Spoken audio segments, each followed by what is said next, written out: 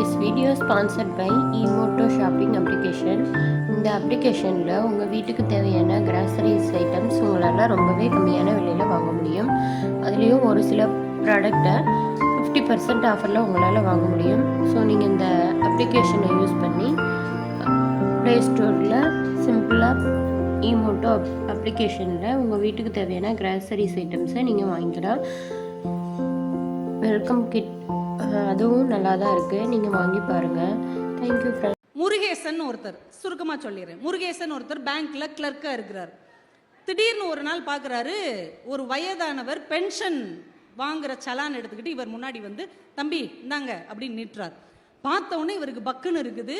ஏன்னா அவர் இவருடைய ஆங்கில வாத்தியார்.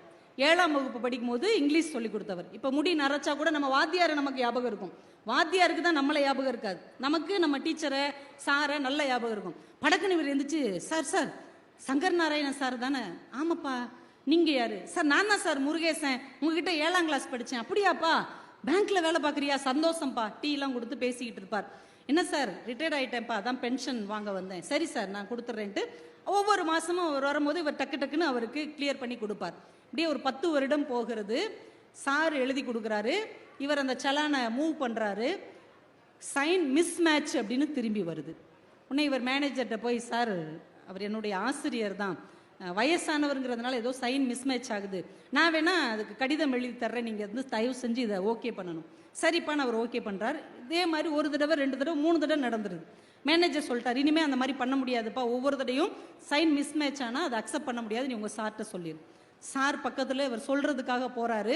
இவர் 7ஆம் வகுப்பு படிக்கும் போது நடந்த சம்பவம் ஞாபகம் வருது. ஏன்னா கையெழுத்துக்காகவே பெரம்படி வாங்கினவர் இவர். கோழி கிண்டுன மாதிரி கிண்டுவார் முருகேசன்.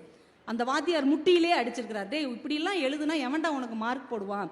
ஹேண்ட் ரைட்டிங் அழகாக இருந்தால் தான்டா தலையெழுத்து அழகாக இருக்கும். பாரு சார் எப்படி எழுதுறேன்னு போர்டில் அவர் எழுதி போட்டாருன்னா அந்த சேர்த்தெழுத்து அப்படியே ஜீனி முட்டாயை அப்படியே வளைச்சு வளைச்சு விட்டா எப்படி இருக்கும், அது மாதிரி கண்ணில் ஒத்திக்கிற மாதிரி இருக்கும். அப்படி ஒரு எழுத்துக்கு சொந்தக்கார ஆசிரியர்கிட்ட கோழி கிண்டுன மாதிரி கிண்டுன முருகேசன் உங்கள் கையெழுத்து சரியில்லைன்னு எப்படி சொல்கிறது? தயங்கி தயங்கி, சார் நீங்கள் ஏடிஎம்லேயே எடுத்துக்கலாமே சார், இல்லைன்னா உங்கள் பையன்கிட்ட கூட சொல்லி ஏடிஎம்ல எடுக்க சொல்லலாம். இல்லைப்பா, எனக்கு வர்ற பணத்தை நான் தானே வந்து வாங்கணும். சார் சொல்லுப்பா, என்ன சைன் கொஞ்சம் என்ன என்ன சைன் அந்த எண்ணு சரியா வரல. எண்ணு சரியா வரலையா? எனக்கு சரியா வரலையா? இல்லை நீங்கள் கையெழுத்துல சரியா வரல. திரும்ப ஒரு பேப்பர் எடுத்து போட்டு போட்டு போட்டு பார்க்காரு, அந்த எண்ணு வரவே மாட்டேங்குது. இப்போ மேனேஜரும் இவரும் கலந்து பேசி அவரை கூப்பிட்டு, சார் தப்பாக நினச்சிக்காதீங்க, நீங்கள் பேசாமல் கை நாட்டு வச்சிடுறீங்களா? கை நாட்டு வச்சுட்டா பிரச்சனை இல்லை.